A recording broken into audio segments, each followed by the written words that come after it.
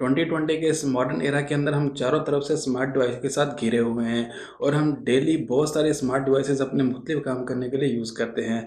तो इन सारी बातों के दरमियान में एक क्वेश्चन जो बहुत ही इंपॉर्टेंट है वो है हमारी अपनी पर्सनल सिक्योरिटी के बारे में, कि इन सारी की सारी स्मार्ट डिवाइसेस के अंदर चाहे हमारे वेयरेबल्स हों, चाहे हमारे फ़ोन्स हों, चाहे लैपटॉप हो, स्मार्टफोन्स हो, कुछ भी हो, हमारा जो पर्सनल डेटा है जो हम चाहते हैं कि वो किसी के हाथ ना लगे, वो लीक ना हो, वो उसके ऊपर अटैक ना किया जाए, तो वो सिक्योरिटी को लेकर हम लोग काफ़ी ज़्यादा हमेशा टेंशन के अंदर या फिर परेशान रहते हैं। तो आज की इस डेट के अंदर बहुत सारे स्मार्टफ़ोन कंपनीज़ या बहुत सारी डिजिटल टेक कंपनीज़ जो हैं उन्होंने अपने अपने सिक्योरिटी सिस्टम जो है वो बना रखे हैं। एप्पल की सिक्योरिटी सिस्टम को काफ़ी ज़्यादा मार्केट के अंदर जो है वो सराहा जाता है कि बहुत अच्छा सिक्योरिटी सिस्टम है। इसी तरह गूगल पिक्सल के अंदर उनका अपना टाइटन सिक्योरिटी सिस्टम आता है, जबकि सैमसंग के अंदर भी अपना इनका नॉक्स सिक्योरिटी सिस्टम आता है। तो आज की वीडियो इसके अंदर हम बात करेंगे कि सैमसंग का नॉक्स सिक्योरिटी सिस्टम जो है कितना महफूज है। इस सिक्योरिटी सिस्टम के बारे में हम लोग 4 क्वेश्चन के आंसर आज इस वीडियो के अंदर जो है वो क्लैरिफाई करने की कोशिश करेंगे। सबसे पहला कि सैमसंग का नॉक्स सिक्योरिटी सिस्टम है क्या। दूसरा क्वेश्चन कि आप लोगों को सैमसंग के सिक्योरिटी सिस्टम के ऊपर कितना ट्रस्ट करना चाहिए। तीसरा क्वेश्चन कि सैमसंग का नॉक्स सिक्योरिटी सिस्टम काम कैसे करता है। और सबसे आखिरी और सबसे इंटरेस्टिंग क्वेश्चन जो है वो ये है कि सैमसंग का नॉक्स सिक्योरिटी सिस्टम भी हैक हो सकता है या फिर नहीं। तो आज की इस वीडियो के अंदर हम लोग इन 4 क्वेश्चन के जवाब ढूंढने की कोशिश करेंगे। तो अगर आप लोग इन सारे सवालों के जवाब जानना चाहते हैं तो इस वीडियो के अंत तक देखते रहिए। हम लोग बात करेंगे सैमसंग के नॉक्स सिक्योरिटी सिस्टम के बारे में। अस्सलाम वालेकुम and welcome friends, I am DWSG here and you are watching MT video series. Now this is the knowledge time.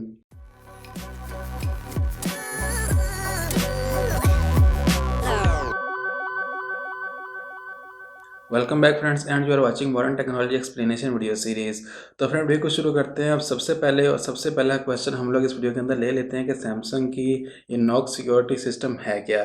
तो जैसा कि मैंने आप लोगों को पहले बताया कि एप्पल के अंदर उनका अपना सिक्योर इनक्लेव सिक्योरिटी सिस्टम आता है, जो कि एप्पल की, चाहे वो एप्पल की स्मार्ट वॉच हो, चाहे लैपटॉप हो, चाहे स्मार्टफोन हो, जो भी गैजेट है, आईपैड वगैरह हो, वो सबको सिक्योर करता है ताकि उसका डाटा इधर उधर ना जाए।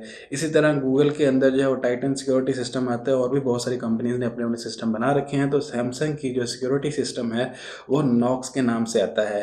सैमसंग का ये सिक्योरिटी सिस्टम जो है ये 2013 के अंदर अप्रैल के अंदर लॉन्च किया गया था और इसको 2014 के अंदर जो है वह NSA की तरफ से अप्रूव भी कर दिया गया था, जो कि एक US की नेशनल सिक्योरिटी एजेंसी है।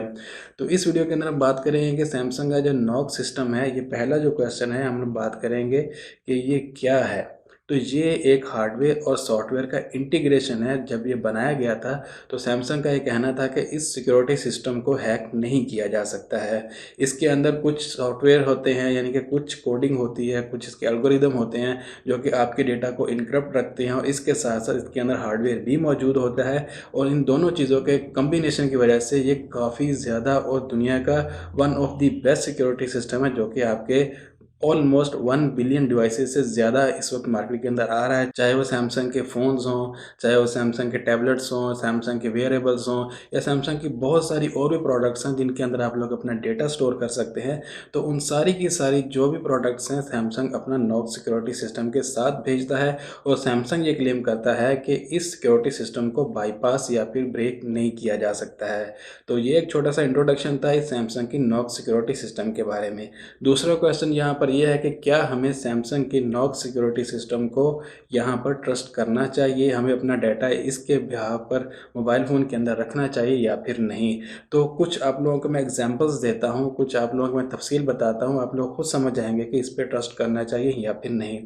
जैसा कि मैंने आप लोगों को पहले बताया कि सिर्फ 1.5 साल के बाद 2013 मार्च के अंदर मार्च या आई थिंक अप्रैल के अंदर ये लॉन्च हुई थी और अक्टूबर 2014 के अंदर USA की नेशनल सिक्योरिटी एजेंसी ने इसको अप्रूव कर दिया था कि गवर्नमेंट ऑफिशियल भी इसको यूज़ कर सकते हैं एज अ ऑफिशियल अपना डाटा इधर से उधर करने के लिए, इसको सिक्योर रखने के लिए अपने डाटा को, ताकि वो कहीं और ना जाए। उसके बाद दुनिया भर की बहुत सारी ऐसी सिक्योरिटी एजेंसीज़ हैं जो सैमसंग की इस नॉक्स सिक्योरिटी सिस्टम को बाकायदा अप्रूव कर चुकी हैं और वो कहती हैं कि अगर आप लोग ऑफिशियल डेटा को भी सिक्योर रखना चाहते हैं तो आप लोग कर सकते हैं। मैं आप लोगों को लिस्ट दिखा देता हूँ। तो यहाँ पर हमारे पास बहुत सारी कंपनीज हैं जिन्होंने सैमसंग के नॉक्स सिक्योरिटी सिस्टम को अप्रूव किया हुआ है, जिसके अंदर डीसा है, डिफेंस इंफॉर्मेशन सिक्योरिटी एजेंसी है, अमेरिकन सिक्योरिटी एजेंसी है, नेशनल सिक्योरिटी एजेंसी, ये भी एक यूएस बेस्ड सिक्योरिटी एजेंसी है। उसके बाद ट्रैफिक कॉम आती है, इसके अंदर एएसडी ऑस्ट्रेलिया की सिक्योरिटी एजेंसी आती है, बीएसआई जर्मनी की आती है। उसके बाद नेशनल साइबर सिक्योरिटी सेंटर जो कि यूनाइटेड किंगडम की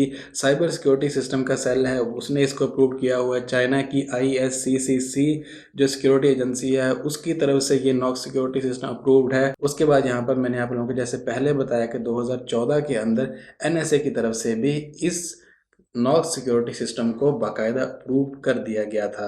और ये जितनी मैंने आप लोगों को सिक्योरिटी एजेंसीज बताई, इनमें बहुत सारी मिलिट्री सिक्योरिटी एजेंसीज हैं।